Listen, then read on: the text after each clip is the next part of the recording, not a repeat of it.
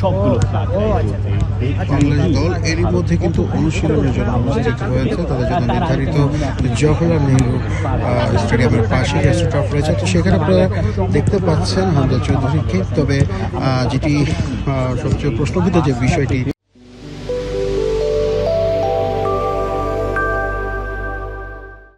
সেটি হচ্ছে যে ফ্লাড লাইট, অর্থাৎ মাঠে 4টি ফ্লাড লাইট থাকলেও ঠিক মিডিয়া যে জায়গাটায় অবস্থান করছে সেইটার বিপরীতে দেওয়া হয়েছে, যে কারণে আলো আধারের যে একটা খেলা আপনারা দেখতে পাচ্ছেন ফুটবলের সাথে সাথে, সেটিও কিন্তু দেখা যাচ্ছে।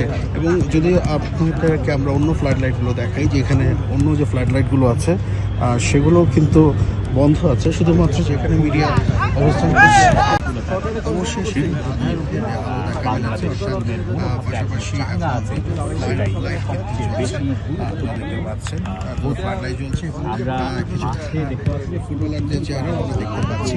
সেই সাথে হামজা চৌধুরীকে আমরা দেখছি। হামজা চৌধুরী কিন্তু দলের সঙ্গে মানিয়ে যে প্রয়াসটি রয়েছে সেটি কিন্তু খুব ভালোভাবে কিন্তু দেখতে পাচ্ছেন যে মূল অনুশীলন হওয়ার আগে যে প্রচেষ্টা সেটি কিন্তু করছেন হামজা চৌধুরী।